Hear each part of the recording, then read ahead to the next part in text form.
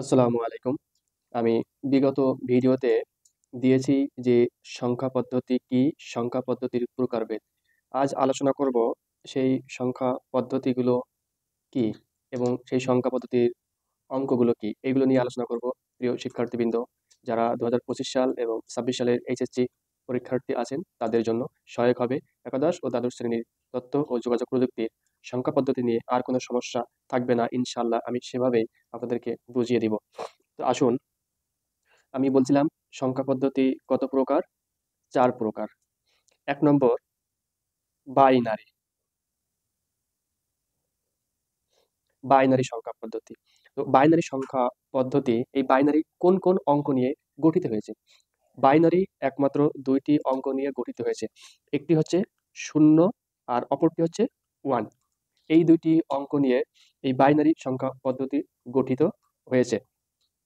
এরপরে আসুন decimal number system. Decimal.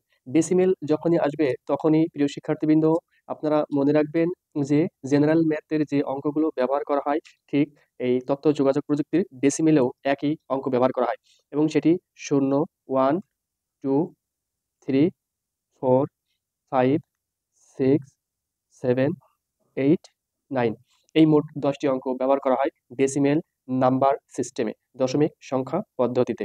এরপরে আসুন octal number system. Octal number system. অক্টালের ৮ টি অঙ্ক ব্যবহার করা হয় এবং সেই ৮ টি অঙ্ক হচ্ছে ০, ১, ২, ৩, ৪, ৫, ৬, ৭ এই ৮ টি অঙ্ক ব্যবহার করা হয় অক্টাল নাম্বার সিস্টেমে। এরপরে আসুন হেক্সাডেসিমেল নাম্বার সিস্টেম।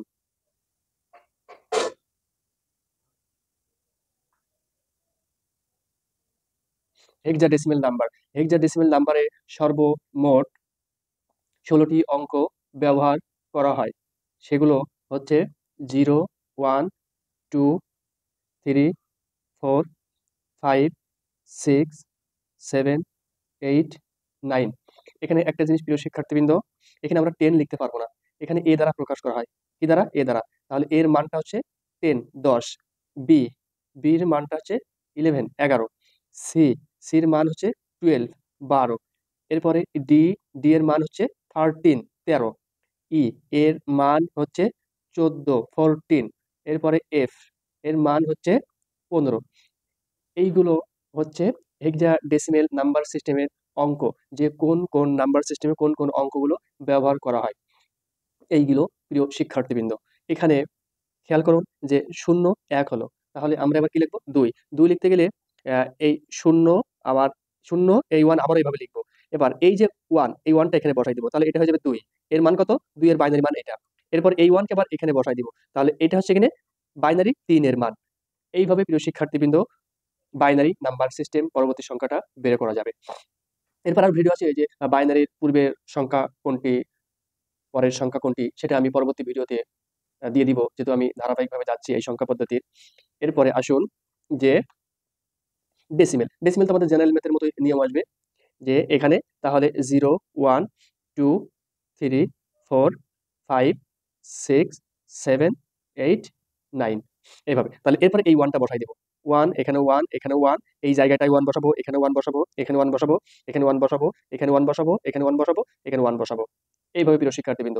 এরপরে ঠিক অক্টালেও ওইভাবে আমি 0, 1, 2, 3, 4, 5, 6, 7 কারণ অক্টাল 7 এর উপরে যেতে পারে না। এটা খেয়াল করবেন আপনারা। তাহলে কি করব? এই 1 কে সবার বামে বসায় দিব। এটা হয়ে গেল। তাহলে এইটা হচ্ছে এখানে 8, এইটা 9 মানে অক্টালের 8 এর মান 10, অক্টালের 9 এর মান 11, অক্টালের 10 এর মান 12, অক্টালের 11 এর মান 13, অক্টালের 12 এর মান 14, অক্টালের 13 এর মান 15, অক্টালের 14 এর মান 16, অক্টালের 15 এর মান 17 এইভাবে পরবর্তী সংখ্যা বের করা যাবে প্রিয় শিক্ষার্থীবৃন্দ। এখানেও ঠিক একইভাবে আসবে প্রিয় শিক্ষার্থীবৃন্দ। 0, 1, 2, 3, 4, 5 আমি আর বেশি লিখলাম না। এভাবে তখন বামে 1 এভাবে বসায় দিব। এরপর যখন 1 এর কাজ হয়ে যাবে তখন এবার এই 2 বসবে। এবার যখন 2 র কাজ হয়ে যাবে তারপরে 3 বসবে। 3 এর কাজ যদি হয়ে যায় তারপরে এই 4 বসবে। এইভাবে প্রিয় শিক্ষার্থীবৃন্দ যে সংখ্যা পদ্ধতির অঙ্কগুলোর স্বকীয় মান কিভাবে আপনারা লিখবেন, ঠিক সেভাবে এখানে বুঝিয়ে দেওয়া হয়েছে। এই জন্য আমি পর্ব পর্ব বাই ভিডিও আপলোড দিয়ে থাকছি। এই জন্য আমার সাথে যদি থাকতে চান তাহলে আমার চ্যানেলটি সাবস্ক্রাইব করবেন এবং লাইক, কমেন্ট এবং ভিডিওটি শেয়ার করে দিবেন যেন আরো অন্য কেউ শিখতে পারে। ঠিক আছে? আজ এই পর্যন্তই।